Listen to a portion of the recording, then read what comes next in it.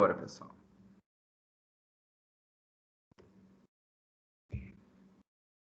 Então, vamos lá. Quais são os fatores que vão influenciar o volume urinário? Ingestão hídrica. Então, aquela pessoa que bebe muita água, consequentemente, ela vai muito ao banheiro. Por quê? Porque o rim vai excretar mais água. Perda não renal de fluido. Então, isso é quando a gente tem uma associação de fluido que não é via renal. Por exemplo, a gente tem uma hemorragia. Se a gente tem uma hemorragia, o rim ele não vai excretar muito líquido. Por quê? Porque ele precisa reter. Variações na secreção de ADH, que é o hormônio antidiurético. Necessidade de excretar grandes quantidades de sólidos dissolvidos, como, por exemplo, glicose ou sais. Então, aquele paciente que ele é diabético, ele costuma ir ao banheiro mais vezes, por quê? Porque o rim dele está tentando excretar a glicose, ele precisa eliminar aquela glicose. Então, é um mecanismo de compensação. Então, a gente produz de 600 a 2.000 ml de urina por dia. É sempre assim? Não. Então, às vezes, a gente tem um paciente que é renal grave, que tem um volume inferior ou um volume superior. Então, a gente trabalha alguns termos quando a gente fala de volume urinário. Anúria, a gente trata por cessação do fluxo urinário. Então, é aquele paciente que ele tem um problema renal grave ou uma diminuição do fluxo sanguíneo renal. Então, às vezes, quando a gente está trabalhando no laboratório, a gente recebe uma urina de 24 horas que tem 100 ml. Aí, no primeiro momento, a gente questiona, fala, olha, 100 ml em 24 horas é muito pouco. Mas a gente vai investigar a história do paciente, aí depois a gente acaba descobrindo que ele tem um problema renal, ou então ele teve uma hemorragia, ele está retendo líquido. Então, tudo isso a gente tem que sempre procurar saber. E quando a gente fala do pré-analítico, isso é muito importante, porque às vezes a gente colhe uma urina de 24 horas de um paciente, a gente tem lá 2 frascos do mesmo paciente. Se for encaminhado só um, a análise do paciente vai ser feita de forma errada, porque a gente precisa do volume urinário para calcular a concentração diária daquele analito. A oligúria é uma diminuição do débito urinário, então acontece em caso de desidratação por vômito, diarreia, queimaduras. Poliúria é quando a gente tem um aumento do volume de urina diário, como na diabetes mellitus, diuréticos como cafeína ou álcool, porque eles fazem a supressão do ADH. Então, o ADH ele é o hormônio antidiurético. Então, quais são as vantagens de se fazer um exame de urina? Primeiro, é um material prontamente disponível e facilmente coletado. Então, eu pergunto para vocês, vocês acham que esse material é facilmente coletado em todos os casos? Não, crianças recém-nascidos não. Crianças, recém-nascidos, quem mais tem algum outro exemplo?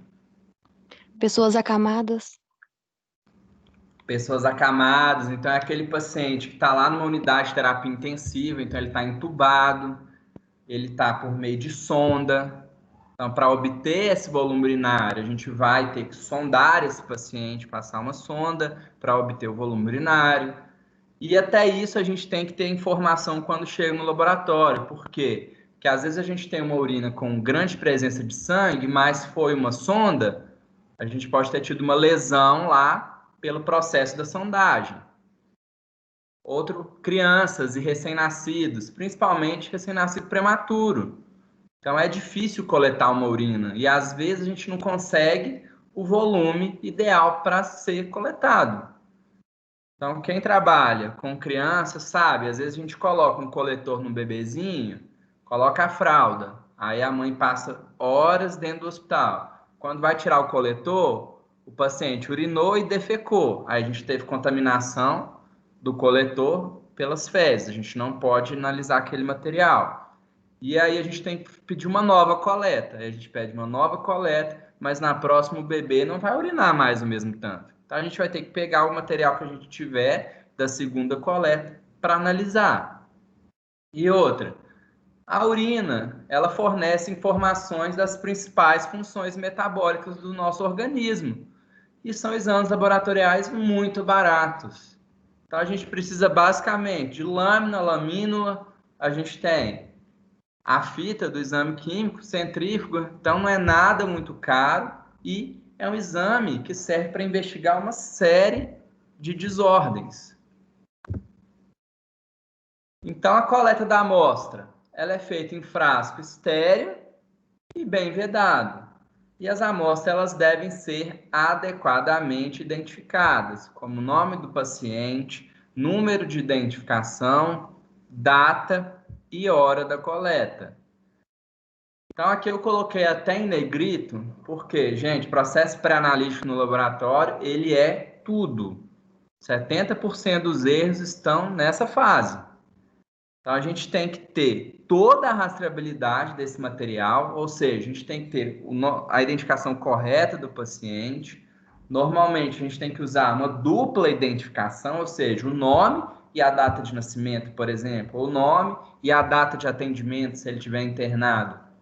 A data e a hora da coleta é extremamente importante, porque se a gente tem algum problema lá no pós-analítico ou até mesmo no analítico, a gente vai conseguir fazer uma análise crítica e descobrir aonde foi o erro. Porque muitas das vezes o erro está no pré-analítico. Então é uma urina que ficou muito tempo armazenada, ou uma urina que foi coletada em uma unidade e demorou a ser transportada para o laboratório, então a gente tem até 2 horas para analisar. Se passar disso, a gente tem uma série de eventos que acontecem com aquela amostra. Então, se a gente não tem hora da coleta, a gente não tem rastreabilidade nenhuma do processo. Então, quando a gente tem um problema, a gente não consegue resolver. Por exemplo, a gente tem um paciente com uma infecção urinária. Aquela amostra ela fica tanto tempo parada que, às vezes, na hora da urocultura, o germe ele não vai se desenvolver naquele meio seletivo. Só que, se a gente não tiver informação, como que a gente vai descobrir onde está o erro? E aí a gente não consegue dar essa resposta nem para o médico e nem para o paciente. E aí fica uma situação bem delicada. Outro exemplo que eu nem coloquei aqui, a amostra ela tem que ser identificada como urina, porque a gente tem diversos tipos de líquidos biológicos. Então, a gente tem líquor, a gente tem os fluidos serosos, líquido pleural, líquido acítico. Então, são líquidos amarelos e eles se parecem com urina. Então, às vezes parece absurdo, mas acontece de alguém fazer um líquido pleural como se fosse uma urina.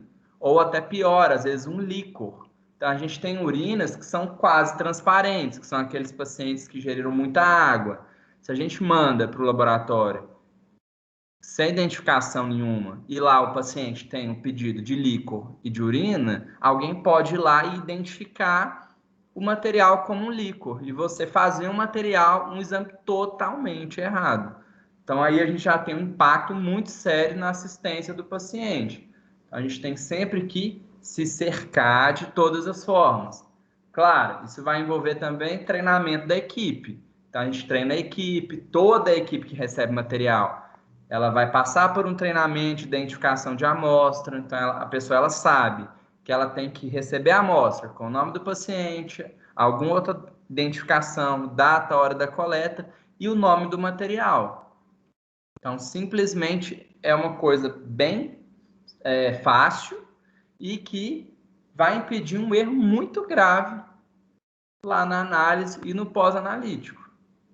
Porque depois é muito mais difícil a gente consertar um problema de uma identificação.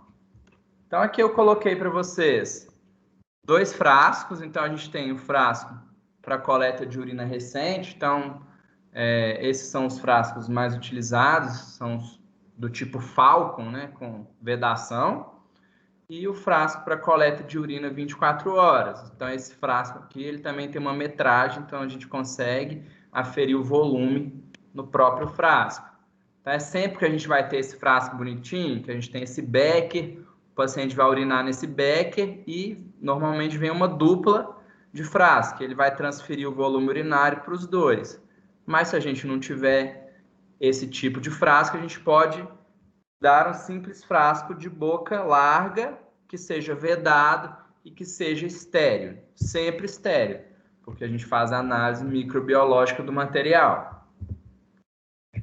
Então, a integridade da amostra. Imediatamente após a coleta, as amostras de urina devem ser entregues ao laboratório. Então, isso aqui é um fator assim, importantíssimo, porque a gente tem muitos casos em que a amostra ela vem de outro laboratório, né, de um outro hospital, e a gente tem interferentes na amostra, quando ela fica muito tempo parada. E olha, a gente tem 2 horas para analisar esse material. Passou de 2 horas, também a gente vai ter interferência. Então, se a amostra ela não pode ser analisada imediatamente, a gente vai ou refrigerar, ou então o paciente ele vai ter previamente que ter colhido essa amostra com um frasco contendo conservante químico. Então, aqui a gente tem vários conservantes. Então, a refrigeração é o mais comum, né, que é o mais barato e a gente não precisa, né, adquirir nenhum insumo. A vantagem, que ela não interfere em teste químico. A desvantagem, a gente tem precipitação de cristais de fosfato ou urato amorfos, ou seja, esses cristais na amostra recém-coletada, eles não existiam. Então, o processo de refrigeração vai provocar a precipitação de substâncias e a formação de cristal. E aqui, a refrigeração também vai impedir o crescimento bacteriano por 24 horas. Então, dependendo do prazo, a gente pode perder a estabilidade para fazer, por exemplo, uma orocultura, que é uma cultura de urina para identificação e determinação do perfil de sensibilidade e resistência de bactérias.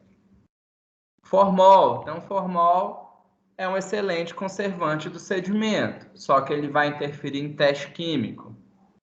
Então, olha, tudo a gente tem uma desvantagem. Tolueno não interfere no teste da rotina, mas ele flutua na superfície das amostras e adere nas pipetas e materiais de ensaio. Então, quando a gente tem nos laboratórios aquelas pipetas de vidro, então o tolueno ele vai ficar aderido a essas pipetas e com isso a gente não pode utilizar ele para outra coisa, a pipeta para outra coisa. E a gente tem tubos comerciais, que é esse tubo Grace CIS. Então, ele mantém a amostra estável em temperatura ambiente por 48 horas. E ele tem uma grande vantagem, que ele vai preservar bactérias. Em contrapartida, a gente tem diminuição de pH. Então, vamos pensar junto. A gente tem esse tanto de conservante. E a gente vai ter o resultado do paciente. O que vocês acham que tem que vir no laudo do paciente para o médico saber das desvantagens desses conservantes?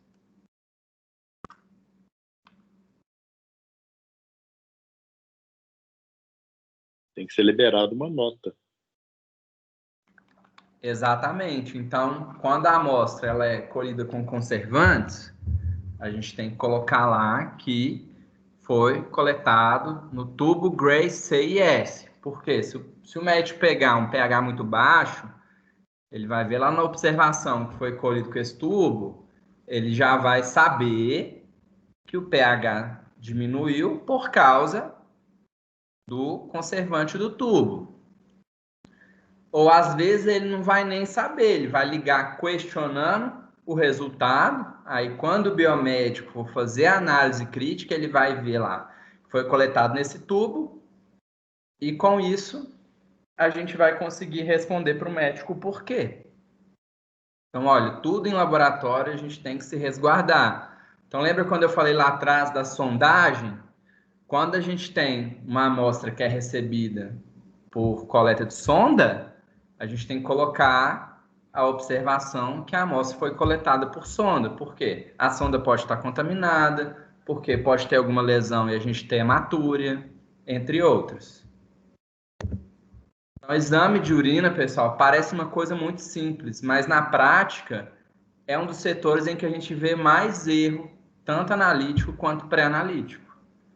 Então, olhem bem, a gente tem alterações de uma urina não preservada. Então, tudo isso aqui é alteração. Então, a cor ela fica mais escurecida por causa da oxidação ou redução de metabólitos. Então, a gente vai falar de exame físico, quando a gente for fazer exame físico, o exame físico vai estar alterado por conta dessa urina não preservada.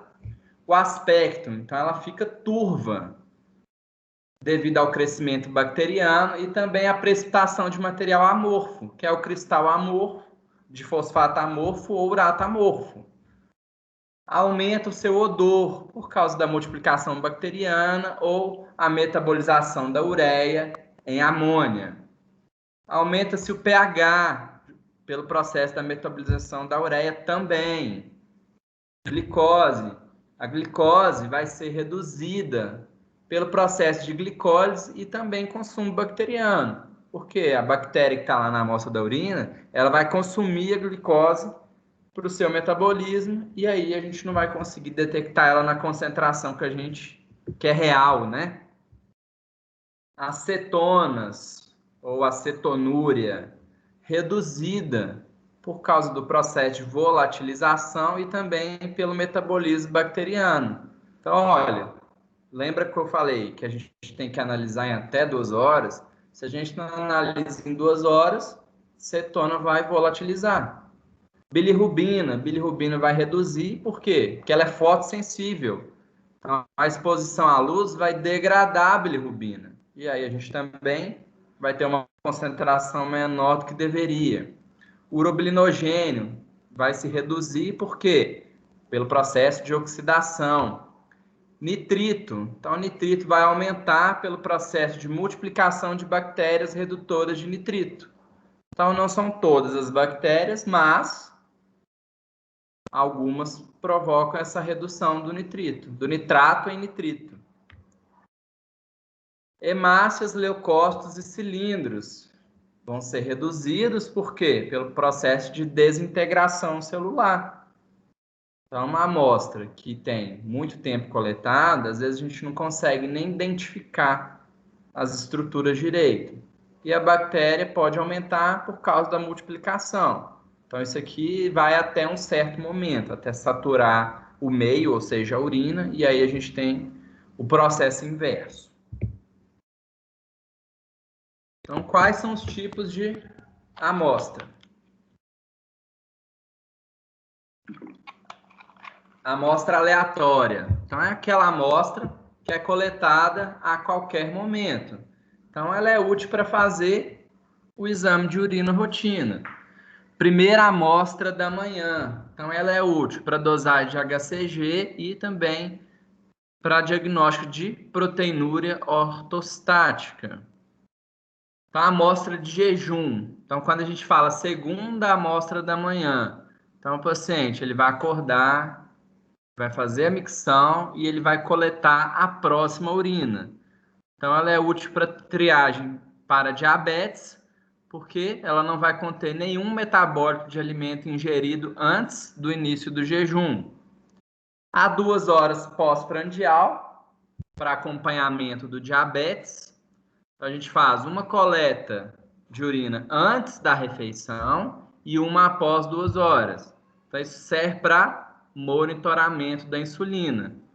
Porque se a gente não tem efeito da insulina, a glicose ela não vai entrar dentro da célula, ela vai acumular no sangue, ela vai ser filtrada, na hora dela ser reabsorvida, ela vai exceder o transporte dela. Então, a gente tem um transporte ativo, e aí a gente satura o receptor, e aí a gente começa a excretar glicose. Então, a gente tem que fazer essa antes para comparar o resultado da pós-prandial depois. A de 24 horas, então a gente faz análises químicas quantitativas. Então a gente faz clearência de creatinina, a gente faz proteinúria, microalbuminúria. Então a gente pode fazer dosagem de Benson Jones, que é para diagnóstico de mieloma múltiplo. Jato médio com asepsia, então é aquela coleta em que o paciente ele faz a asepsia da genitália ele despreza o primeiro jato e ele colhe o restante. Então, essa amostra ela é útil para urina rotina e urocultura. E a análise de drogas. Eu coloquei a 24 horas e a jato médio em vermelho, porque usualmente no laboratório de análises clínicas são as amostras mais recebidas.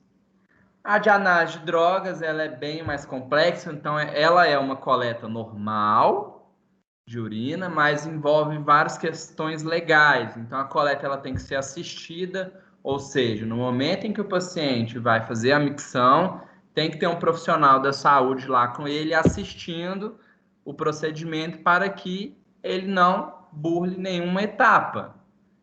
Porque a gente faz, existem análises para concurso, para diversas outras situações. Então, o paciente ele pode muito bem abrir uma torneira, colocar a água no frasco e entregar para o laboratório. E, para isso, a gente tem um termo de coleta assistida. Então, o paciente eles tem que estar ciente e concordar de fazer a coleta assistida. Então, ele vai assinar um termo e o profissional da saúde que for assistir a coleta também vai assinar se responsabilizando pelo material. Por quê? Porque ele assistindo, ele está ciente que a coleta foi feita de maneira adequada e que se o resultado for negativo, é negativo e que se for positivo, é positivo.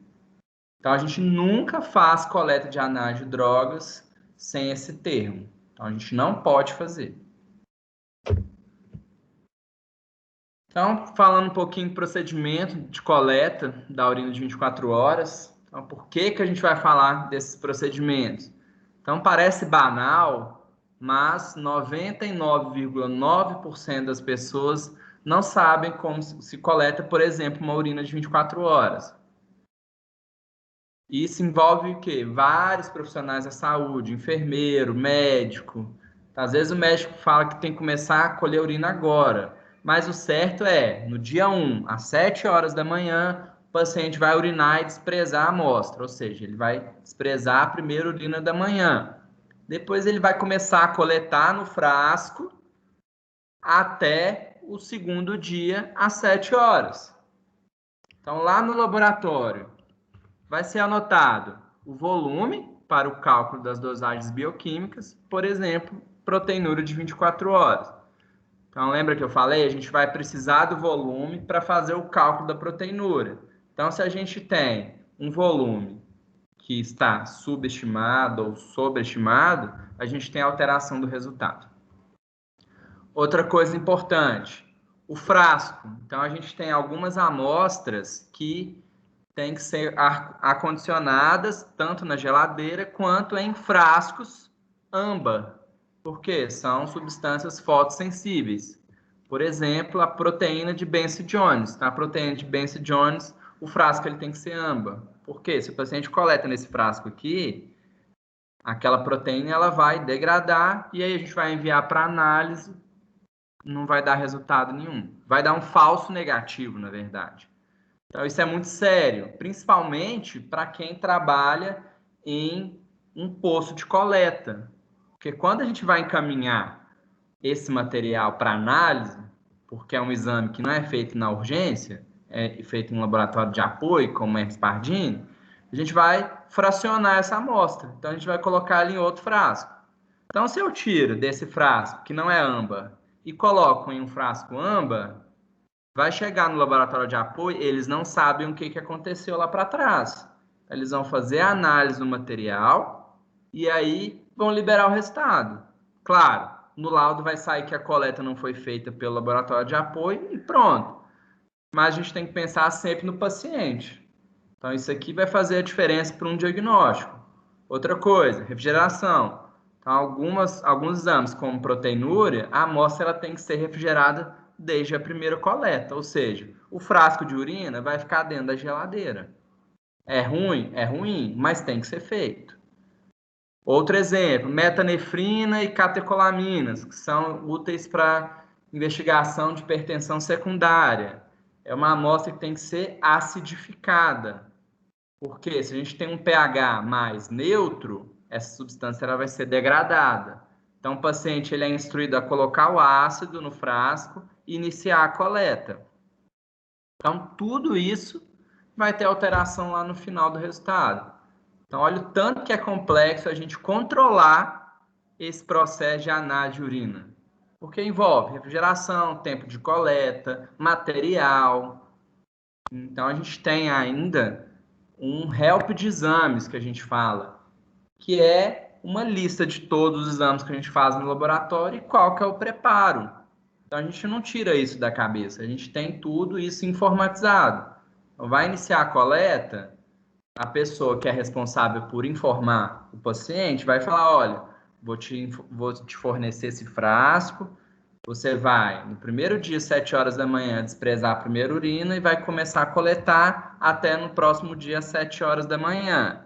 Você tem que colocar essa amostra na geladeira, porque senão a gente vai ter alteração do resultado. E a gente também tem isso por escrito. Próxima, urina de jato médio. Então, o paciente ele vai fazer asepsia da genitália com um lenço umedecido, despreza o primeiro jato da urina e coleta o restante do volume. E lá no processo da análise, a gente sabe até quando o paciente não fez a asepsia da genitália de forma correta. Que a gente vê bactéria de pele, como bastonete gram-positivo, que não é indicativo de infecção urinária. Então, agora a gente viu, basicamente, o pré-analítico. Agora a gente vai começar a falar do processo analítico propriamente dito. Então, o exame de urina rotina, ele é dividido em 3 etapas. Então, exame físico a gente vai avaliar o material visualmente. Exame químico, a gente vai usar as tiras e reagentes. E o sedimento é a microscopia. Então, vamos começar a falar do exame físico. Então, o exame físico, a gente vai avaliar cor e aspecto. Então, a cor, ela vai variar de acordo com a concentração da urina. Então, o normal de uma urina é a cor amarelo. Só que a gente tem variações de cor por funções metabólicas normais, atividade física, medicamentos e também condições patológicas. Então, a gente foca muito na condição patológica, que é o interesse clínico.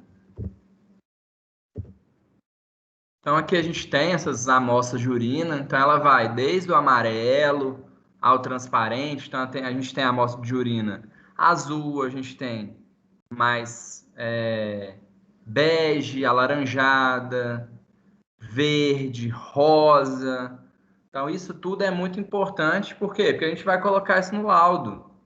Então, a gente tem que prestar atenção toda vez que a gente vai receber um exame de urina para realizar. A primeira coisa que a gente vai ver é a característica do material. Então, uma urina amarelo claro ou incolor indica para a gente a amostra diluída. Então, uma amarelo pálido, ou seja, aquele amarelo mais claro, caso de poliúria ou diabetes. Então, excesso da ingestão de líquidos ou então paciente diabético. Então, se ela é amarela escura, âmbar ou laranja, pode ser devido à concentração da amostra, presença de bilirrubina, alguns medicamentos, como, por exemplo, o Pyridium, que é um antibiótico. Vermelho e rosa, presença de hemácias, hemoglobina, mioglobina, porfirina, medicamentos como rifampicina. Verde pode ser bilirrubina oxidada ou então uma infecção urinária provocada por uma bactéria do gênero Pseudomonas. Então, uma Pseudomonas que é muito comum é a Pseudomonas aeruginosa. Preta, uso de medicamentos como metronidazol, que é um antiparasitário, metildopa, levodopa. Aspecto. Então, aspecto a gente vai avaliar a transparência ou a turvação da amostra de urina. Então, a gente faz observação visual de uma amostra homogeneizada. Então, por que a gente faz a observação do aspecto em amostra homogeneizada?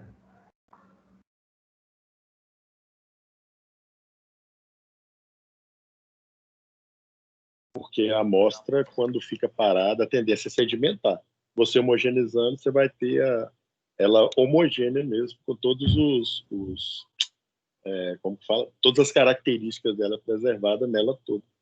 Exatamente. Então vamos pensar, se a gente tem hemácia íntegra, então a gente não tem hemólise, a gente tem hemácia por uma lesão. Essa hemácia, ela vai para a amostra. Se você deixa essa amostra descansando, a hemácia ela vai sedimentar, então ela vai para o fundo do tubo. E aí a gente vai ter uma diferença na turbidez da amostra. Porque se a substância que provoca a turbidez está sedimentada, a amostra ela vai ficar límpida. Então, toda vez que a gente faz o exame de urina, a gente homogeneiza a amostra. Primeira coisa que a gente faz. Então, o normal é uma urina transparente.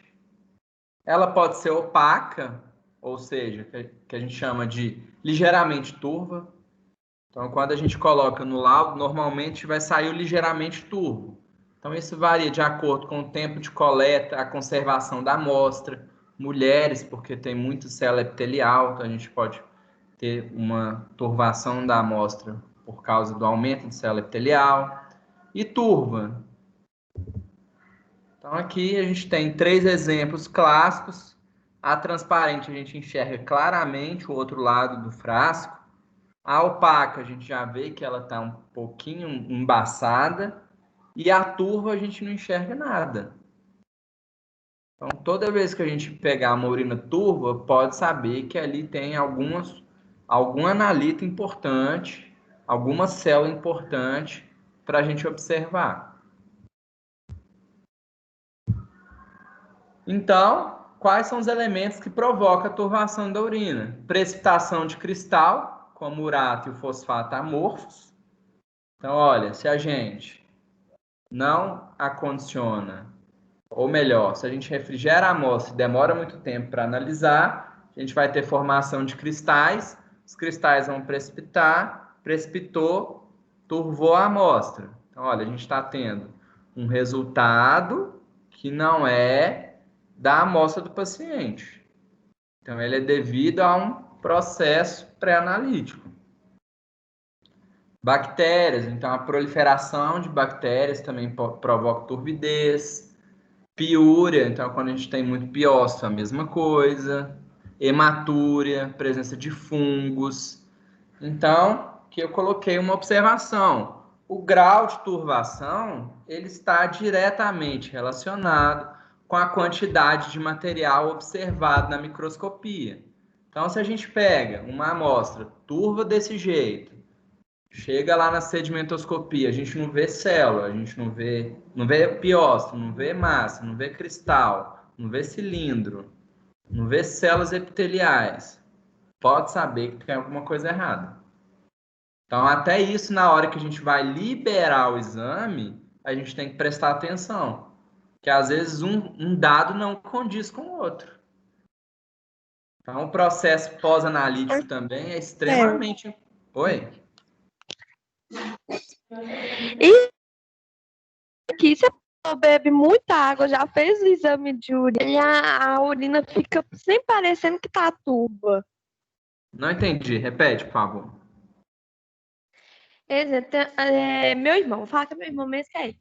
Ele bebe muita água, já fez exame de urina e a urina dele tá sempre assim turva.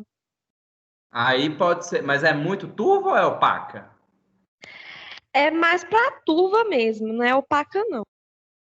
Porque, olha, ou ele pode estar retendo líquido, então a urina concentra.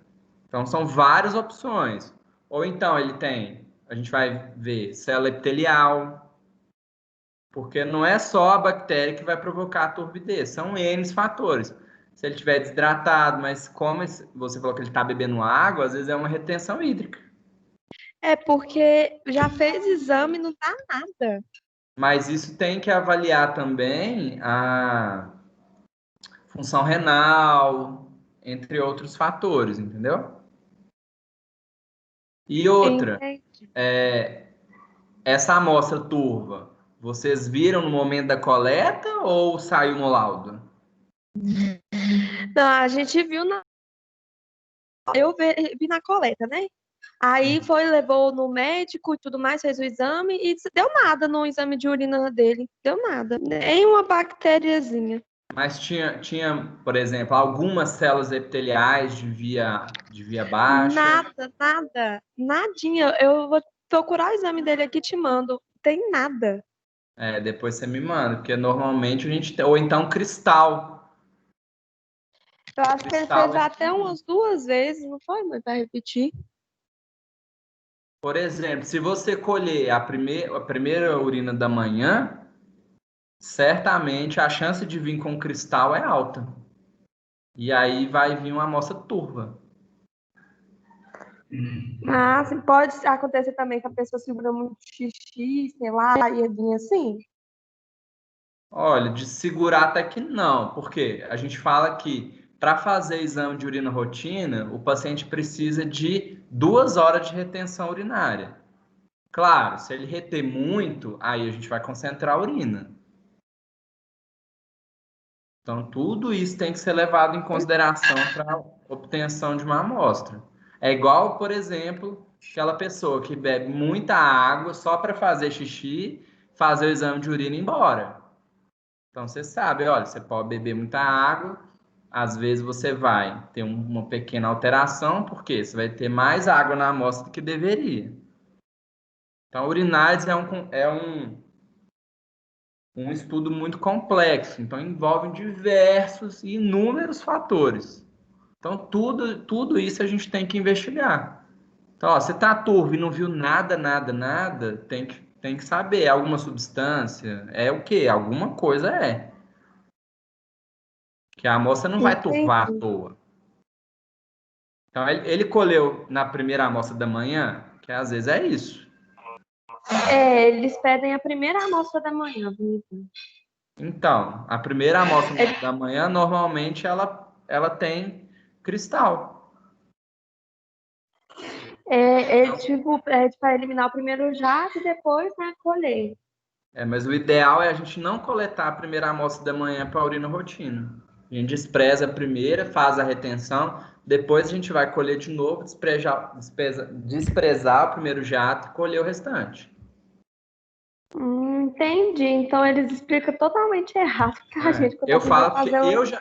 eu já fiz uma urina rotina minha, a primeira da manhã, certinho, e a minha urina veio muito turva, cheia de cristal, de uratamor. Sendo que eu coletei a urina e analisei imediatamente. Então não foi conservação. Foi porque eu coletei a primeira urina da manhã, que é a mais concentrada. Obviamente ela vai estar turva. Tem que coletar depois. Ô A partir César, da mas segunda. geralmente nos laboratórios eles já pedem com preferência a primeira da manhã. Mas a primeira tem muita alteração. Se for para urina rotina, tem. Para urina rotina, para culto, para tudo. Vai até assim nos preparos escritos para os clientes e tudo mais. Eu acho que isso vai de acordo com a padronização do laboratório, que até isso a gente pode padronizar. Qual que é o tipo de amostra que a gente vai receber para análise? Só que para a gente investigar uma amostra bacaninha, tem que ser a jato médio, mas não a primeira da manhã. Que a primeira da manhã ela está muito concentrada. Até porque, vamos pensar, às vezes a gente tem uma infecção urinária inicial.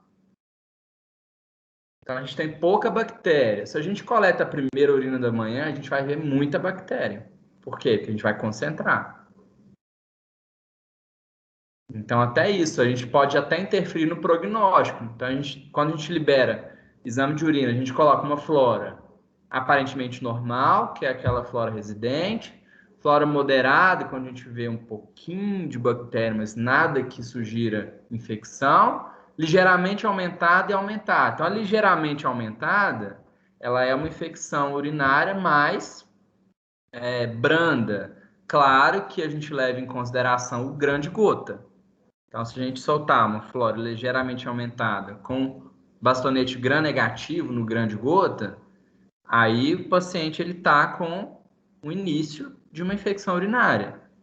Se você coleta a primeira da manhã, a gente vai concentrar. Porque você dorme, você fica a noite inteira filtrando esse material, formando esse material. Então, o sangue passa pelos glomérulos, filtra, passa pelos glomérulos, filtra, durante 12 horas, vamos supor, 10 horas. Então, quando você vai coletar, aquela amostra está muito concentrada. Então, é óbvio que ela vai ser mais turva.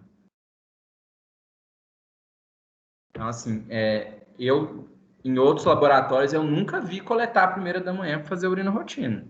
Mas pode ser uma padronização da instituição.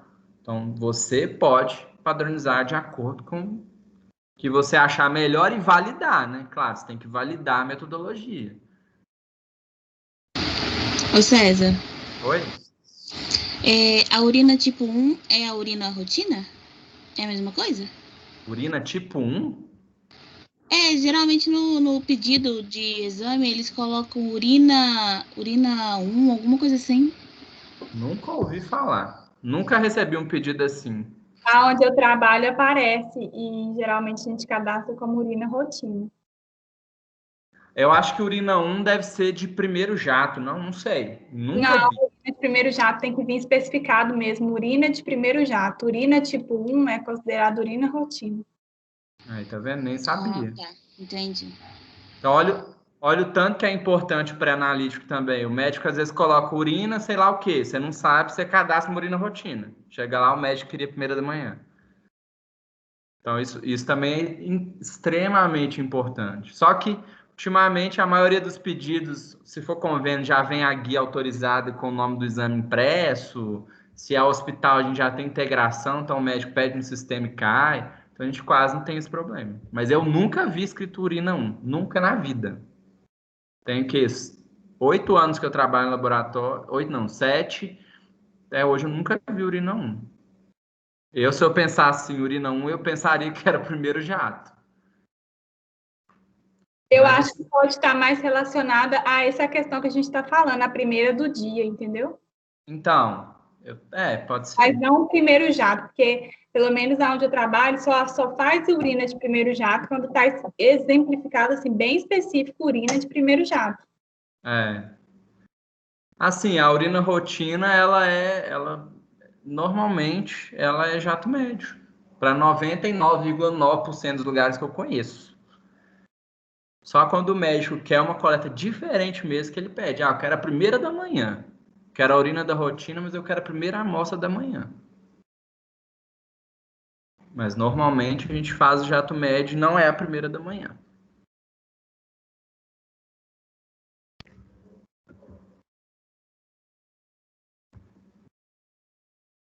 Então vamos lá falar um pouquinho agora do exame químico.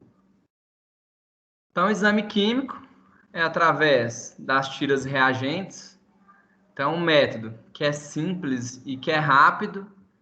E hoje em dia a gente tem uma grande vantagem, que a gente tem aparelhos automatizados. Então, aqui a gente tem um aparelho em que a gente vai imergir a fita no material e a gente coloca ele aqui, lê o código barra e a gente já sai com o resultado semi-quantitativo. Então, aqui a gente vai diminuir o viés da leitura visual. Ou seja, a gente não vai ter a interferência do homem nesse caso. Outra coisa, não é só exame químico que pode ser automatizado. Eu não coloquei nessa aula, mas a gente tem aparelhos que são citômetros, que é igual aquele aparelho que a gente faz o hemograma. E o aparelho ele faz urina. Só que é um aparelho muito caro e a gente só tem isso em locais em que a gente tem uma demanda que pague o custo desse equipamento. Então, é muito pouco utilizado. Só nesses laboratórios que são maiores, que tem uma demanda significativa para poder custear a máquina. Para vocês terem ideia, sempre quando a gente vai implantar uma tecnologia dentro de um laboratório, a gente tem que analisar se aquilo é viável ou não. Então, é até uma área, quem acha que biomédico não mexe com conta, vocês estão muito enganados, que a todo momento a gente faz conta. Então, quando a gente vai querer trocar um método, vamos supor, eu tenho esse método da tira. Então, o exame sai a tantos centavos. Eu quero trocar para o automatizado. Se eu trocar pelo automatizado, o exame vai sair a X. Eu faço tantos exames ao mês. Vai compensar? Então, às vezes, se você tem um laboratório que é pequeno, que faz pouca quantidade de urina, nem o leitor de fita vai compensar. Por quê? Você não tem uma demanda para pagar o custo de exame. E inovação também. Você recebe um novo serviço que tem muita urina. Então, vamos supor, a gente tem algumas UPAs que fazem contratos com laboratórios. Então, recebe uma UPA. UPA dá urina demais, é o tempo inteiro chegando a amostra de urina. Aí você tem um aparelho que é de fita, automatizado. Só que o automatizado ele vai te dar somente o exame químico. Ele não te fala o físico e o sedimento muito menos. Então você vai ter que centrifugar a amostra, vai ter que pipetar, analisar, e isso demanda mais tempo. E você começa a atrasar seus resultados. Então aí você faz um estudo financeiro de quantas urinas você faz ao mês e que, se você tiver como trocar esse equipamento, maravilhoso. Se não, continua com ele. Então, a gente faz... É uma parte muito importante da biomedicina, essa parte da gestão, porque a gente tem que controlar tudo o que acontece dentro do laboratório, inclusive de custo. Então, a gente recebe, todo mundo que é de gerência, de coordenação, todo mês, né, na maioria dos laboratórios conceituados, a pessoa ela recebe um relatório de custo, ou seja, tudo que a gente gastou durante o mês no laboratório com insumo. Então, é tudo, quando eu falo tudo mesmo. Então, é a água, é o funcionário, são as férias dos funcionários, é o reagente. E aí a gente tem reagente para o setor. E quando a gente tem reagente para o setor, que a gente começa a analisar e ver aonde que a gente tem os problemas. Porque a gente não pode ter reagente sobrando e não pode ter reagente faltando. E esses custos aqui entram nessa análise. Então, se a gente vai trocar de equipamento, a gente tem que inserir o custo do equipamento lá na planilha e a gente tem que apresentar para a diretoria do laboratório, do hospital, um plano. Então, olha, a gente vai implantar, a gente vai ter um gasto, mas a gente vai ter um ganho com mão de obra. Por quê? A gente vai fazer mais exames em menos tempo e, às vezes, você pode até dispensar um funcionário que você queria dispensar. Então, isso tudo na nossa área é extremamente importante. E, digo mais, a gente começa lá a trabalhar como analista. Então, a gente tem que entender muito bem o processo de todos os exames para chegar lá na frente na gestão, a gente conseguir fazer alguma tratativa do processo analítico. Então, se a gente vai fazer um exame químico de uma urina, a gente pode fazer a tirinha tranquilamente. Mas se você quer melhorar o resultado, por quê? Porque aqui a gente tem interferência de observador. Às vezes eu vou achar que o pH é 7, alguém vai achar que o pH é 8, 7,5. Então, isso tudo interfere. E a gente tem que provar por A mais B que esse método aqui ele é pior do que esse. Claro, ele é excelente também, mas se a gente puder escolher entre um método automatizado e um manual, a gente vai sempre optar pelo automatizado, porque a gente vai tirar o viés do observador. Então, como que funciona a metodologia manual? Então, a gente vai fazer uma imersão completa da tira em uma amostra bem homogeneizada. Então, olha, mais uma vez, a homogeneização está fazendo a diferença para a gente. Depois a gente vai eliminar o excesso da tira e vai esperar o tempo da reação, que é especificada pelo fabricante. Ou seja, aqui na caixinha da tira reagente vem escrito, olha, a amostra, você só pode ler o resultado da tira com 60 segundos. Se for leucócitos, 90. e depois a gente vai comparar a reação com a tabela do fabricante, ou seja, a gente coloca essa tirinha aqui ao lado dessas cores e aonde a gente tiver a cor equivalente, a gente vai anotar o valor, ou seja, densidade de 1020. Então a gente vai casar esse aqui com esse aqui e vai ver o valor, 1015, 1020. Nitrito, então nitrito é o rosinha. Nitrito negativo, a almofadinha ela fica branca. Se a gente tem um positivo, ela vai ficar rosa. Então isso tudo, no método manual, a gente vai ter uma folha de bancada e a gente vai anotando os resultados. Então aí também a gente tem um viés, porque a gente pode, às vezes, anotar um resultado trocado. Vamos pensar em uma situação. A gente tem aqui, né, substâncias impregnadas. Então, quando a gente vai imergir essa tira na amostra, a gente tem uma reação química que gera cor. Quem pode me citar um exemplo de algum interferente nesse exame químico?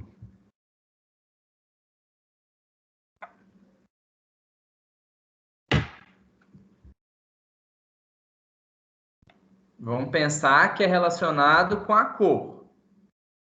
Antibiótico? Antibiótico até que não faz tanta diferença. Normalmente a amostra fica verde, mas a gente não tem tanta interferência nas tiras, não.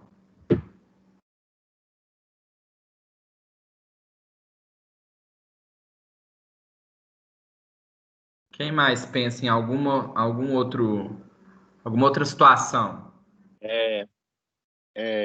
Hemoglobina, sangue na urina. Hemoglobina. Então, olha, a gente tem uma amostra vermelha. Quando a gente vai colocar essa tirinha na amostra, a tira ela sai toda vermelha, toda. E aí, quando a gente vai fazer a leitura, principalmente em aparelho automatizado, vai dar proteína, hemácia, dá leucócito, dá nitrito positivo. Quando a gente vai ver, a gente não tem nada disso na amostra. Por quê? Porque uma cor intensa vai alterar diretamente no resultado. Porque o aparelho ele vai ler a cor. Se a gente tem uma amostra que está muito forte, muito densa, por exemplo, de células como hemácia, a tira ela fica toda vermelha. E aí, quando o aparelho vai ler a cor, ele entende tudo como positivo.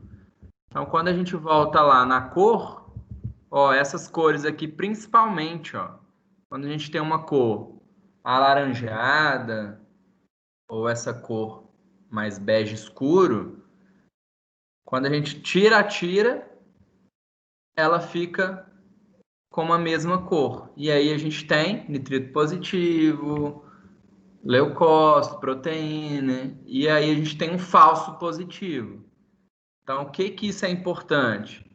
Os exames hoje em dia são interfaceados, ou seja, o exame sai do aparelho e vai lá para o computador. Então, a gente não pode simplesmente liberar um exame sem entender o que está acontecendo. Então, você vai liberar um exame que o sedimento não tem hemácia, não tem bactéria, com hemoglobina, nitrito positivo, jamais. Então, isso tudo a gente tem que prestar bastante atenção. Eu já cansei de ver gente que libera urina normal com nitrito positivo. Aí o médico liga questionando: o paciente está com infecção urinária? Por quê? Bactéria converte nitrato em nitrito. Se a sua amostra dá nitrito positivo, você indiretamente está afirmando que aquela amostra tem bactéria. Aí a hora que a gente vai analisar, não. A cor é intensa e a gente teve alteração no exame químico. Então, quando é assim, a gente não libera nada. Então, no laudo sai tudo em branco e a gente coloca uma observação do tipo exame químico prejudicado devido à intensa coloração da urina. Ponto. Acabou. Porque o médico vai receber aquele resultado. Quando ele lê, quando ele bater o olho e ver que não tem exame químico, ele já vai achar estranho. Falar, opa, cadê? Mas na hora que ele for ler a observação lá embaixo, ele vai ver, olha, sua urina está muito escura e aí a gente não conseguiu fazer a leitura. Um exemplo, um paciente que tem uma hepatite. Então, a amostra de urina dele tem muita bilirrubina. Bilirrubina deixa a amostra super laranja. Então, a gente não consegue fazer a leitura. Claro, ele vai dar lá bilirrubina 3 cruz, mas ele vai dar nitrito e vai identificar outros analitos que a gente não tem na amostra. Então, a gente não solta nem a bilirrubina, nem se a gente vê que aquela amostra é característica de cor, né, da bilirrubina. Se a gente já tiver um exame da bioquímica com uma bilirrubina alta, a gente não solta nada, solta tudo em branco. Então, a tira ela faz análise de pH, proteína, glicose, corpos cetônicos, sangue, bilirrubina, urobilinogênio, nitrito, esterase leucocitária, densidade. Então, vejam bem, é uma única tira em que a gente faz mais de 10 analitos. Então, aqui a gente já volta lá na importância de ser um exame muito barato. Claro, ele é confirmatório? De forma nenhuma. Ele vai ser, às vezes, confirmatório de uma infecção urinária. Mesmo assim, o médico ele vai pedir uma urocultura e um GRAM. Só que ele vai servir para triar diversos tipos de patologias.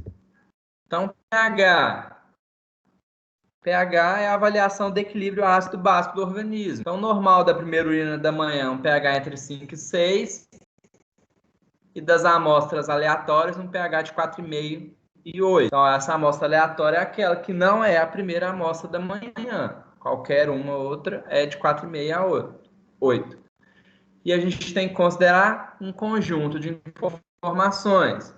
Então, equilíbrio ácido básico do sangue, função renal, presença de infecção urinária, entre outros. Porque tudo que a gente tem na urina é um reflexo do sangue. Então, até isso a gente tem que prestar bastante atenção, porque a gente tem que correlacionar os exames na hora da gente liberar. Então, qual que é o significado clínico? Uma urina ácida, paciente com enfisema, diabetes mellitus, desidratação, presença de bactérias produtoras de ácido, como, por exemplo, a E. coli. Então, olha, alguém pode me explicar por que enfisema provoca um pH ácido?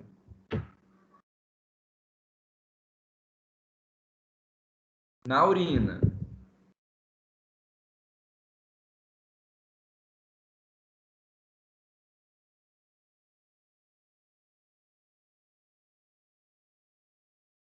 Vamos começar pelo mecanismo. O que é um enfisema?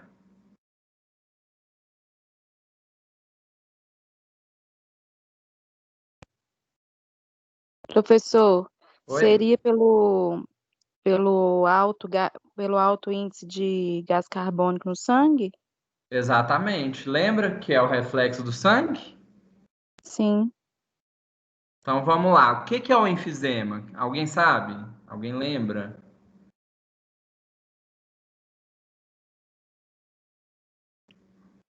É insuficiência respiratória.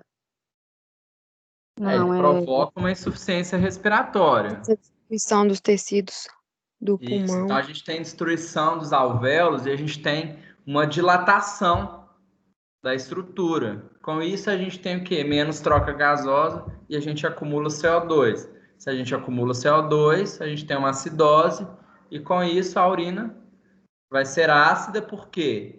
Para tentar compensar. Então, o rim, ele é um mecanismo regulatório de homeostase. Então, se a gente tem excesso de ácido no sangue, vai ter que sair na urina. Diabetes mellitus. Então, a gente tem o quê? Por exemplo, cetoacidose. Então, a gente tem a gente tem processo de gliconeogênese, que é a obtenção de glicose por fontes não glicídicas, e com isso a gente tem formação de ácido lático. Ácido lático provoca uma queda de pH. Com isso a urina fica ácida. Por quê? Porque o sangue está ácido. Desidratação, presença de bactérias produtoras de ácido. Então é aquela bactéria que está lá no canal uretral. É aquela infecção urinária e a bactéria ela está produzindo um ácido. Urina alcalina, hiperventilação. Então, hiperventilação é o contrário do enfisema. Então, a gente vai ventilar muito, a gente vai expirar muito CO2.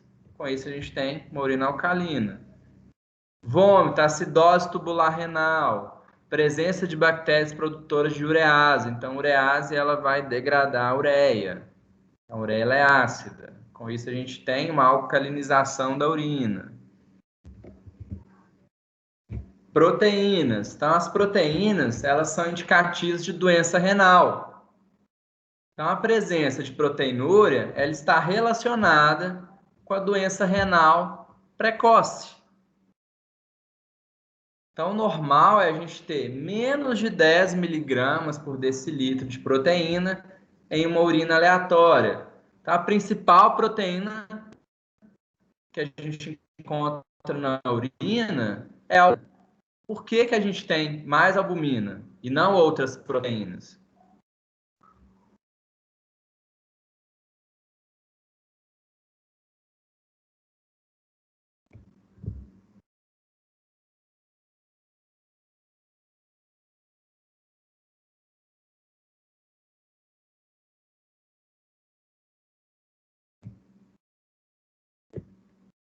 Alguém tem alguma ideia? Repete a pergunta, por favor, Sérgio. Por que a gente encontra albumina na urina em baixa quantidade? Lembrando que proteína não é filtrada, normalmente. Que ela é reabsorvida? Não, porque ela é de baixo peso molecular. Então, ela é uma proteína pequena. Então, a gente pode encontrar, sim, em baixas concentrações. Então, uma informação importante. Proteinúria nem sempre significa doença renal. Então, a gente precisa fazer o quê? Testes adicionais. Não viu proteinúria? Ai, tô com um problema renal. Nada disso. Tem testes adicionais. Até porque a gente tem problemas pré-renais que levam à proteinúria. Então, quais problemas pré-renais que a gente pode ter que levam à proteinúria? Condições que afetam o plasma antes de atingir o rim e que não é indicativo de doença renal. Então, quais são as causas? Aumento de proteínas de baixo peso molecular, como hemoglobina. Então, vamos dar um exemplo. A gente tem uma hemólise intravascular. Então, se a gente tem uma hemólise intravascular, a hemoglobina vai sair na urina e aí a gente vai ter proteinúria. Mioglobina, proteína de fase aguda, como, por exemplo, a PCR. Então, a gente tem, nos casos de hemólise intravascular, lesão muscular por causa da mioglobina, mieloma múltiplo. Então, lembra que eu falei lá da proteína Bence Jones? Então, é uma proteína da cadeia leve do anticorpo.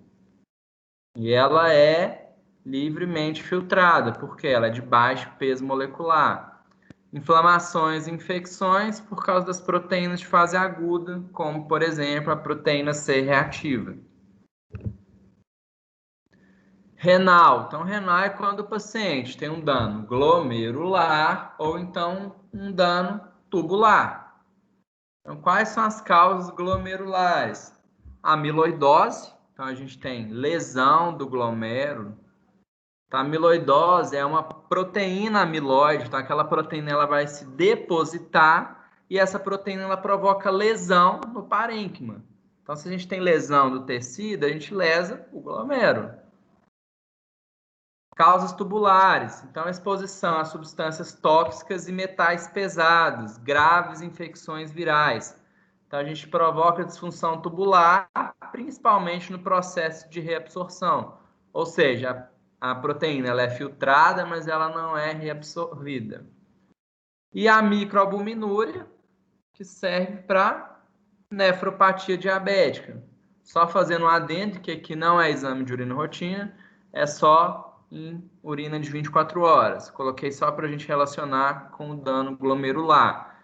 Então, a microalbuminúria é um teste muito útil antes do paciente ter sintoma clínico de nefropatia diabética.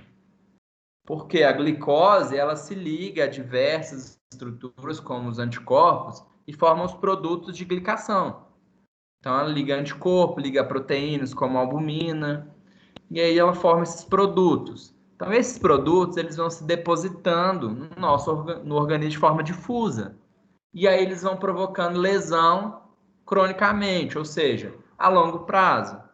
Então, aquela diabetes em que a gente tem a formação desses produtos de glicação, depósito, depósito, depósito, depósito. Então, esse processo a gente consegue identificar a albumina.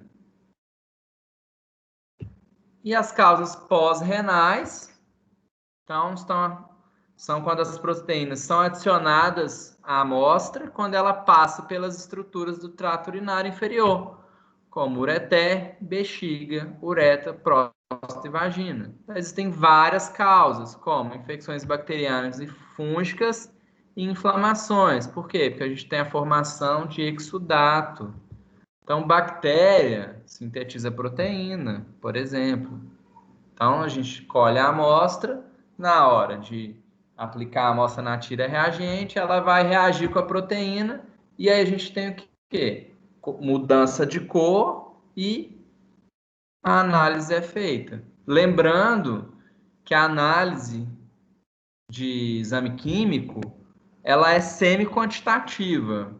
Quando a gente fala semi-quantitativa, o que a gente quer dizer com isso?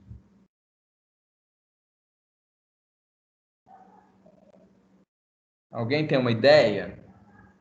Não é qualitativo e nem é quantitativo.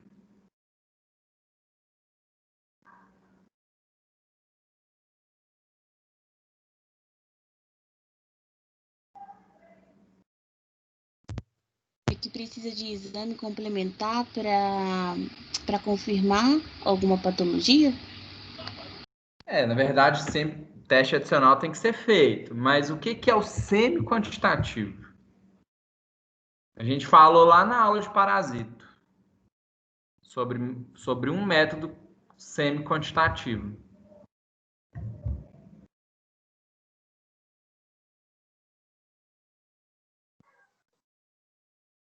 Ele vai dar só um valor aproximado? Uma porcentagem? Não seria a porcentagem, mas a gente expressa em cruzes. Ah, Por exemplo, uma cruz, duas cruzes e três cruzes. Claro, a gente tem a bula da tira e a bula vai falar o que é uma cruz, o que é duas cruzes, o que é ter três cruzes. Por exemplo, negativo é inferior a 10. De 10 a 50 de proteína é uma cruz. De 50 a 100, duas cruzes. Acima de 100, três cruzes. A gente não sabe a quantidade. Fala de 100 miligramas por decilitro. Mas a gente não sabe a quantidade exata. A gente sabe que tem entre 10 e 50 ou mais de 50, mas a gente não sabe o quanto. Então, isso que é semi-quantitativo. Lembram lá da parasitologia quando a gente fala do gota espessa? Então, se a gente acha não sei quantos parasitos por campo, meia cruz, de 10 a 50, uma cruz, 50 a 200, duas cruzes. Então, basicamente é isso. Então, a análise semi-quantitativa ela é muito útil para muita análise, inclusive em pesquisa. Às vezes a gente vai fazer uma análise histológica de uma lesão, aí alguns laboratórios têm tecnologias para medir lesão, outros não. Aí a gente faz como? De forma semi-quantitativa. Então, uma cruz é leve, duas cruzes moderada, três cruzes é intenso. No caso do exame químico de urina, é tranquilo porque o aparelho vai aferir isso. Nos outros casos, isso pode ser muito subjetivo, que às vezes o que é discreto para mim é moderado para outra pessoa e às vezes é intenso para outra. Então, isso até no sedimento, a gente vai ver que isso tem muita influência. Então, a gente tem que padronizar isso com a equipe. Qualquer análise semi-quantitativa, a gente tem que ter um treinamento para todo mundo falar mais ou menos a mesma língua. glicose. Então, em condições normais, ela é quase toda filtrada e ela é reabsorvida no túbulo contorcido proximal. Então, a reabsorção é uma forma de transporte ativo. Então, quando a gente fala transporte ativo, o que isso quer dizer?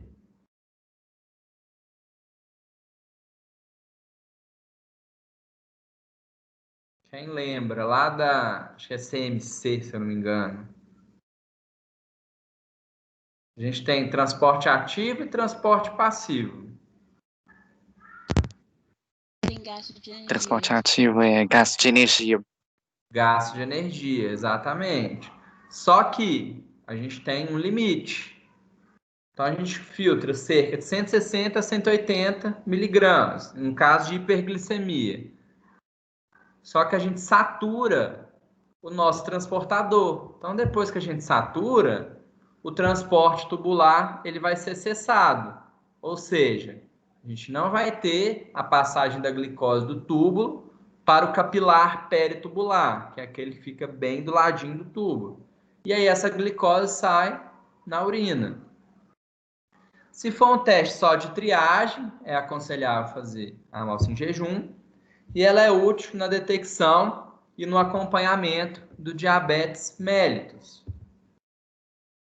Então, quais são as causas de glicosúria?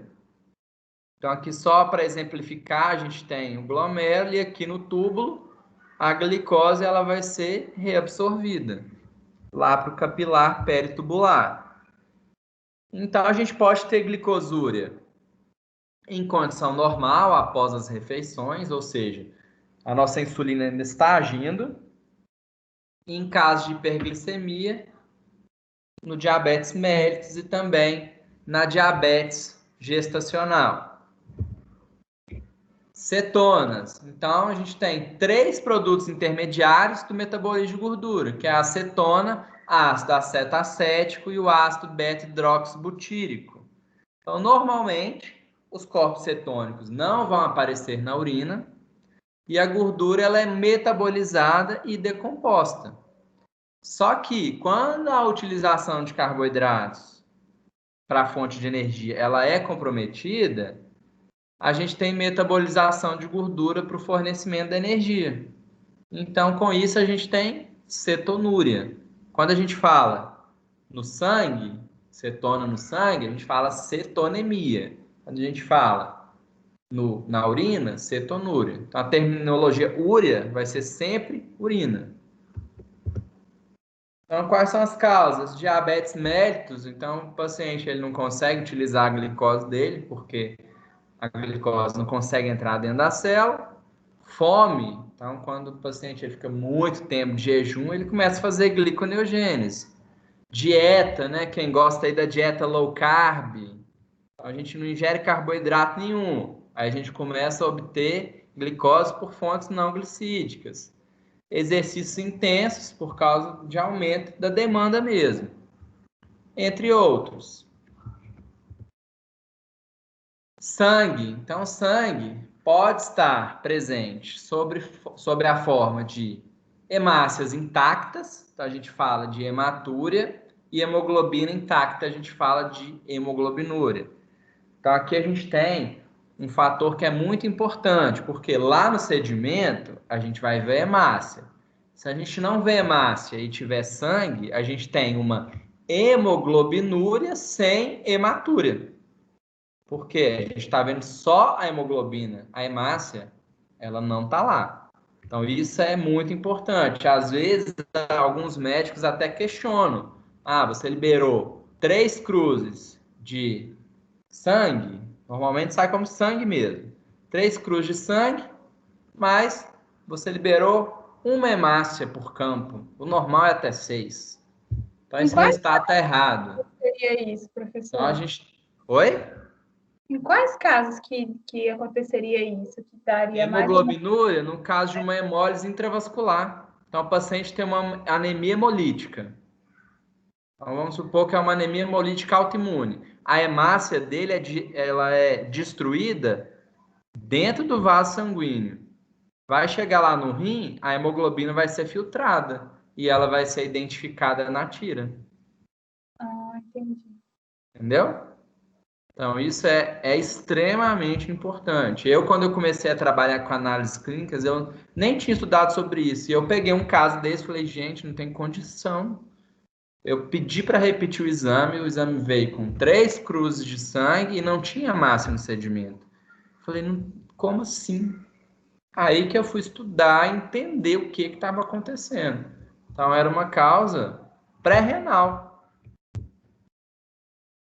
Então, a gente tem hematúria por doença de origem renal ou geniturinária, então sangramento. Ele é o resultado de trauma ou dano aos órgãos. Cálculos renais, doenças glomerulares, tumores, pielonefrite, infecções urinárias. Então a gente vê que são, né, uma gama de situações clínicas. E a hemoglobinúria, a hemólise intravascular. Então, a hemoglobina ela é filtrada lá no glomérulo. Tá? A causa mais comum vai ser a hemólise intravascular, que é o paciente que é por exemplo, uma anemia hemolítica autoimune. Então, vamos para o intervalo? Tá na hora já, né? Alguém quer perguntar alguma coisa?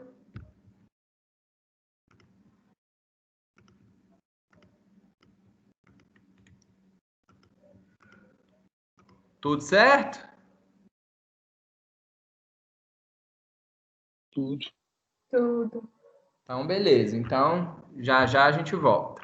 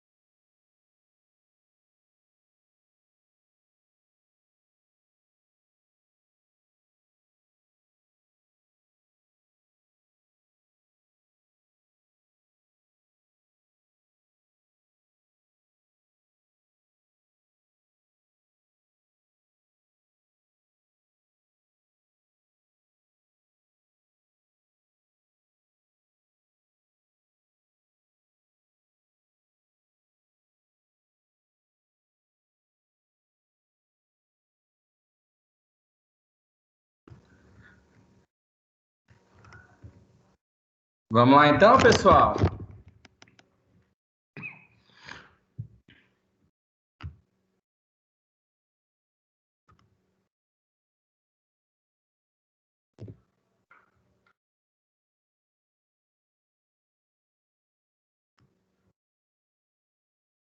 Apareceu aí para todo mundo? Sim. Sim.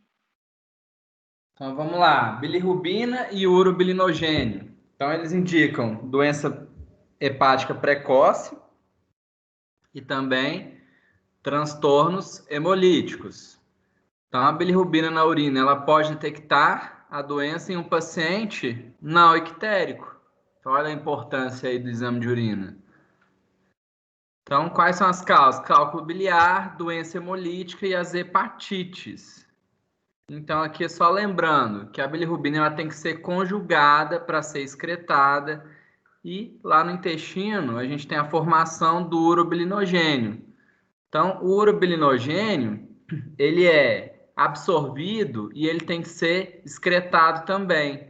Então, quando a gente tem um problema hepático, o fígado, ele não excreta o urobilinogênio e aí ele vai acumular e vai sair na urina. Então, ele pega a circulação sistêmica e sai lá na urina. Então, quando a gente falou lá da hemólise, aqui também vai ser o mesmo caso. Então, a gente tem degradação de hemoglobina em hemoglobina, o M, ferro e protoporfirina. O ferro ele vai ser reabsorvido, vai se ligar à transferrina para ser reaproveitado. E a protoporfirina é sendo ingerida em biliverdina e posteriormente a bilirrubina. Então, essa bilirrubina acumulada, ela vai sair também na circulação sistêmica. Então, o paciente, quando ele tem uma doença hepática, ele não conjuga essa bilirrubina para ser excretada. Então, ela precisa passar pelo fígado para ser conjugada com ácido glicurônico. Então, com uma doença hepática aqui, a gente tem um acúmulo de bilirrubina e ela vai sair na urina. Ou então, se a gente tiver um aumento de degradação. Por quê? Porque vai exceder a capacidade do fígado de conjugar. E aí também vai sair na urina. Nitrito. Então, a gente tem bactérias gram-negativas e gram-positivas que convertem nitrato em nitrito. Então, aqui tem uma informação muito importante. A maioria das pessoas acham que só a bactéria gram-negativa faz conversão de nitrito, de nitrato em nitrito, mas gram-positivas também, como, por exemplo, os cocos. Então, quais são as causas? Infecções bacterianas no trato urinário. Cistite, quando o paciente é assintomático ou oligossintomático, porque é um processo que tem origem lá na bexiga, ou seja, a gente não vai ver bactéria no sedimento, mas a gente vai ter nitrito positivo. E a cistite, quando não tratada, ela vai lá para a pelve renal, então ela provoca um quadro inflamatório que se chama pielonefrite. Então, se isso não for resolvido, ela atinge a corrente sanguínea e aí a paciente ela tem um quadro de sepse urinária. Então, o resultado negativo não vai indicar ausência de infecção, porque nem todas as bactérias convertem o nitrato. Então, é normal também a gente liberar flora aumentada, bactérias coráveis ao gram, sem nitrito, porque não são todas. Então, aqui nessa imagem, a gente tem bastonetes gram-negativos e aqui a gente tem cocos gram-positivos aos cachos. Então, aqui é sugestivo do Staphylococcus.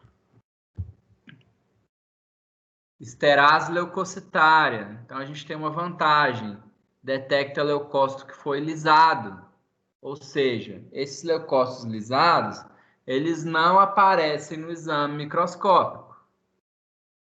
Então, quais são as causas do aparecimento lá no exame químico de uma esterase leucocitária positiva? Então, inflamação, quando o paciente tem uma uretrite. Então, em alguns casos, a gente não vai encontrar bactéria no gram, mas o paciente ele tem uma uretrite. Alguém sabe algum tipo de bactéria que provoca uretrite?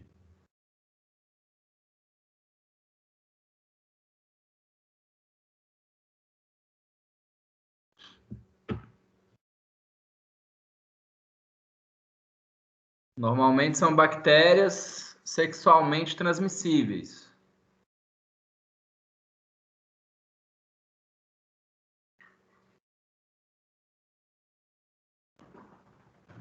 A Neisseria? Neisseria? Qual Neisseria? Ah, aquela. Não sei falar o nome, não. Neisseria, gonorreia, gonorreia, mas plasmídia. principalmente clamídia, ureaplasma e micoplasma. Então, essas bactérias elas provocam uma uretrite e a gente não consegue detectar no GRAM. A gonorreia, dependendo do que o médico solicitar, a gente consegue fazer um GRAM e identificar ela em amostra de urina. Mas normalmente a gente faz uma coleta de suave uretral. Só que tem médicos que querem a pesquisa de Neisseria na urina. Então a gente consegue, a diferença é que a gente tem que centrifugar a amostra para poder concentrar, que é uma bactéria que a gente vai achar em menor quantidade na urina. Então aqui a gente tem, às vezes a gente tem infecção, mas a gente não vai detectar pelo GRAM, como no caso da clamídia, ureaplasma, micoplasma, mas como a uretra ela está inflamada, a gente tem o quê? Leucócito. Então, esses leucócitos, eles vão sair na urina. Então, a gente consegue identificar através da esterase e também lá no sedimento, em alguns casos. Então, infecção bacteriana, óbvio, fúngica, então uma candidíase vaginal e protozoários. A gente falar de protozoários, qual que é o protozoário que a gente pode encontrar na urina, principalmente de mulheres?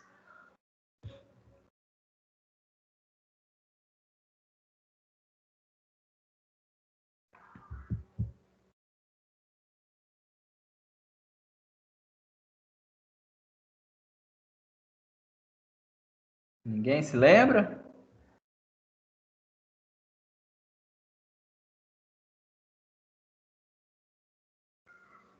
É o Trichomonas vaginalis. E aqui a gente tem uma informação importante. Linfócito não produz esterase leucocitária. Então, são só os monócitos, eosinófilos, os basófilos e os neutrófilos. Densidade. Densidade, ela é a medida dos solutos dissolvidos na urina. Então, é uma forma de avaliar a capacidade renal de reabsorção e de concentração. Então, o normal é de 1.005 a 1.025. Então, se a gente tem uma densidade de 1.000, a gente pode ter o quê? Uma diluição da amostra e uma concentração de 1.030, 1.035, a gente vai ter o quê? Concentração dessa amostra. Então, isso pode ser relacionado com função renal. Então, o paciente ele não reabsorve o que ele tem que reabsorver, então ele concentra. Ou então até mesmo questão de ingestão hídrica. Então, um paciente que faz muita ingestão hídrica, certamente a densidade dele vai ser mais baixa. Por quê? Porque ele vai diluir. A gente vai ter mais água naquela amostra. Ao passo que aquele paciente que não toma muita água, ou então, né, que tem um problema renal, a gente vai concentrar, ou seja, vai ter menos água. Então, se a gente falar de densidade, tem um fator que a gente pode analisar concomitantemente lá no exame físico. Então, o que está relacionado com a densidade?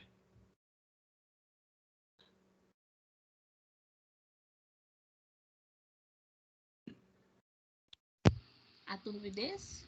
A turbidez, exatamente. Então, quando a gente pega aquela amostra transparente, totalmente límpida, ela tem uma densidade baixa. Agora, aquelas amostras extremamente turvas, elas já têm densidade mais alta. Por quê? Porque a gente tem mais soluto, tanto dissolvido quanto não dissolvido. Então, vamos começar a falar um pouquinho do sedimento. Então, qual que é o objetivo do sedimento? Vai ser detectar e identificar os materiais insolúveis presentes na urina. Então, a gente vai identificar hemácia, leucócito, célula epitelial. Então, a gente identifica célula epitelial de via alta, que são as células do epitélio tubular renal. Então, a gente tem as células de via baixa, que são as células epiteliais escamosas. E a gente tem também a célula de transição. A gente identifica bactérias, leveduras, parasitos, filamentos de muco, espermatozoides, cristais e cilindros, artefatos. Então, é muito importante a gente correlacionar exame físico com exame químico e sedimento. Então, quando a gente pega um exame para liberar, uma coisa tem que bater com a outra e que tem que bater com a outra. Então, se a gente tem lá uma esterase leucocitária, já indica leucócito. A gente pode identificar só o leucócito degenerado, mas você tem uma amostra muito turva e na hora do sedimento você não encontra hemácia, nem piócito, nem célula epitelial, nem bactéria nenhuma, nem muco. Então aí a gente tem que começar a pensar aonde houve o erro, tá? Muitas das vezes o biomédico ele vai perceber o erro de liberação, o erro do exame na hora de liberar o laudo, porque uma informação não está casando com a outra. Então se a gente vê muita bactéria no sedimento, chega lá no GRAM, a gente solta um GRAM ausente, ou seja, a gente não viu bactéria corável ao GRAM, uma coisa não está condizendo com a outra. Então, se a gente libera isso no automático, isso chega lá no médico, o médico fala, uai, como assim? Não estou entendendo. Então, o primeiro passo, o laboratório tem que padronizar a quantificação. Aqui a gente está falando do método manual. Então, o método automatizado, que é o citômetro, a gente libera as células por milímetro cúbico. Já do laboratório, o método manual, a gente tem que padronizar. Então, o que é padronizar? A gente vai falar, vai ser em análise quantitativa. Então, se for quantitativa, a gente pode fazer exame de urina numa câmara de Neubauer. Então, a gente consegue expressar em milímetros cúbicos também tranquilamente. Se ela for qualitativa não, semi-quantitativa, a gente pode colocar que ela é, por exemplo, uma flora de aparentemente normal, moderada, ligeiramente aumentada e aumentada. Ou então um leucócito, ausente, raros, alguns, numerosos e repletos. Então, isso tudo depende da padronização que é feita pelo laboratório. E a gente tem até uma quantidade. Por exemplo, até 5 a gente coloca raros. De 5, por exemplo, leucócitos, até 6 raros. De 6 a 10, a gente coloca alguns. De 10 a 30, a gente coloca numerosos. Acima de 30, por campo, a gente coloca campos repletos. Então, isso que eu falo de padronização. Claro que toda padronização tem que ser validada. Então, você pode fazer uma validação interlaboratorial. Você faz o seu exame e você manda para outro lugar o mesmo exame para você comparar esse método. E um dado também importante de sedimentoscopia, que a gente faz um tipo de controle que chama duplo cego. Vocês já ouviram falar em controle duplo cego? Ou nunca? Já sim. O que é o duplo cego? Explica pra gente.